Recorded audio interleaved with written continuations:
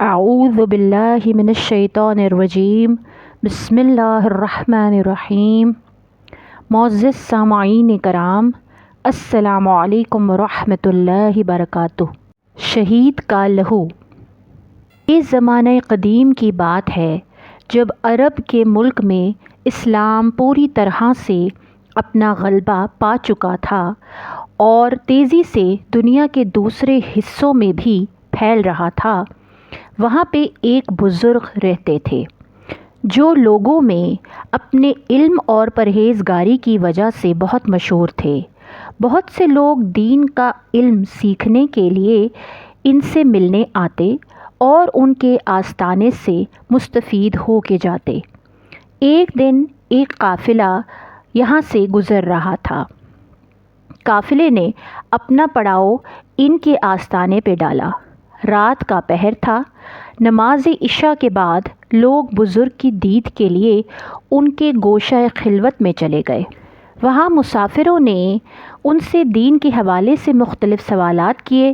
اتنے میں ایک نوجوان نے ان سے کسی دلسوز واقعے کا ذکر کیا۔ بزرگ نے قصہ کچھ اس طرح بیان کیا کہ ان کی جوانی کے دور میں عرب میں بہت سی جنگیں لڑی جاتی تھیں۔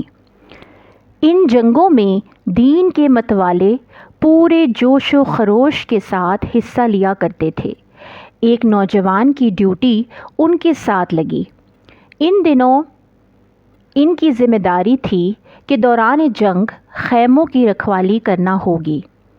ایک بندہ دن کے وقت میں اپنی ڈیوٹی نبھاتا تھا تو دوسرا رات کے وقت میں۔ جس نوجوان کی ڈیوٹی ان کے ساتھ لگی تھی وہ نہایت پرہیزگار تھا۔ دن میں روزہ رکھتا اور جنگ لڑتا اور رات میں قیام کرتا۔ اس کو جنگ میں شہادت کا بڑا شوق تھا۔ رات میں قیام کے دوران شہادت کی دعائیں مانگتا اور دن چڑھے ایک ماہر جنگجو کی طرح لڑتا۔ ایک رات جب وہ سو رہا تھا اس نے خواب دیکھا۔ صبح اس نے بزرگ کو خواب بیان کیا کہ میں نے دیکھا کہ میں ایک نہایت خوبصورت جگہ پہ موجود ہوں۔ وہاں پر دودھ اور شراب کی نہریں بہہ رہی ہیں۔ وہ گوشہ کچھ اس طرح کا لگتا ہے کہ دنیا میں اس کی کوئی مثال نہیں ملتی۔ میں حیرت میں آگے بڑھتا ہوں تو دیکھتا ہوں کہ سامنے سے دو دوشیزائیں گزر رہی ہیں۔ وہ اپنے حسن میں باکمال تھیں۔ میں بے اختیار ان کی طرف بڑھتا ہوں تو میرا ہاتھ کوئی پکڑ کر کہتا ہے، جناب یہ تو صرف آپ کی باندیاں ہیں۔ آپ کی بیگم تو آپ کے محل میں موجود ہے اور آپ کا انتظار کر رہی ہے۔ اس کے بعد میں اس کمرے میں جاتا ہوں جو کہ نہایت خوبصورتی سے سجا ہوا ہوتا ہے۔ ایسا لگتا ہے کہ جیسے کسی نئی نویلی دلہن کا کمرہ ہو۔ جب میں اس عروسی کمرے میں داخل ہوتا ہوں تو سامنے بستر پر ایک نہایت خوبصورت خاتون براجمان ہوتی ہیں جن کے حسن کی مثال شاید اس پوری کائنات میں نہیں دے سکتا۔ میری طرف بڑھتی ہیں اور کھانے کا نوالا میرے منہ میں ڈالنے لگتی ہیں۔ ان خاتون کے سامنے بے شمار مزیدار پکوان پڑے ہوتے ہیں اور وہ مجھ سے کہتی ہیں کہ یہ سارے کھانے آپ کے لیے ہی خاص بنوائے گئے ہیں، لیکن ابھی ان کے کھانے کا وقت نہیں ہوا۔ جب ہوگا تو آپ کو خبر ہو جائے گی۔ بس یہی خواب دیکھا اور اس کے بعد میری آنکھ کھل گئی۔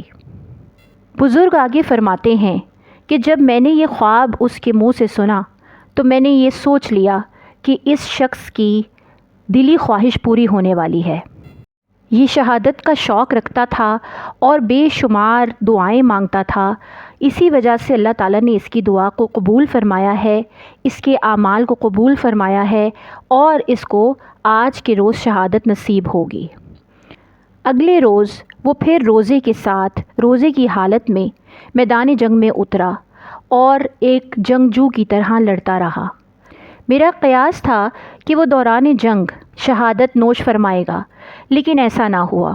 وہ پورا دن لڑتا رہا اور اس کے بعد شام گئے وہ اپنے خیمے میں واپس لوٹ آیا۔ روزہ کھولنے کی نیت سے وہ بستر پر بیٹھا اور جیسے ہی کھجور کا نوالا اپنے منہ میں ڈالنے لگا اسی وقت اڑتا ہوا دشمنوں کا ایک تیر اس کے سینے میں آ کھپا اور خون کا ایک فوارہ اس کے جسم سے جاری ہو گیا۔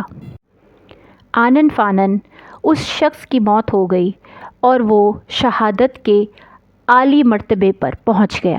ایک مشہور صحابی سے روایت ہے کہ حضرت صلی اللہ علیہ وآلہ وسلم نے ارشاد فرمایا کہ اللہ کے پاس شہید کے لیے 6 انعام ہیں۔ خون کا پہلا قطرہ گرتے ہی بخش دیا جاتا ہے اور جنت میں جو اس کا ٹھکانہ ہے وہ اسے دکھا دیا جاتا ہے۔ نمبر 2، وہ قبر کے عذاب سے محفوظ کر دیا جاتا ہے۔ نمبر 3، وہ بڑی گھبراہٹ سے محفوظ رہے گا جو سور پھونکے جانے کے وقت لوگوں کو ہوگی۔ چوتھے نمبر پر اس کے سر پر عزت کا تاج رکھا جائے گا جس کا ایک ایک یاقوت دنیا اور جو کچھ دنیا میں ہے اس سب سے بہتر ہوگا۔ اور نمبر 5، 72 حوریں اس کے جوڑے کے لیے دی جائیں گی۔ نمبر 6، اور 70 رشتہ داروں کے حق میں اس کی سفارش قبول کی جائے گی۔ ترمذی، ابن ماجہ۔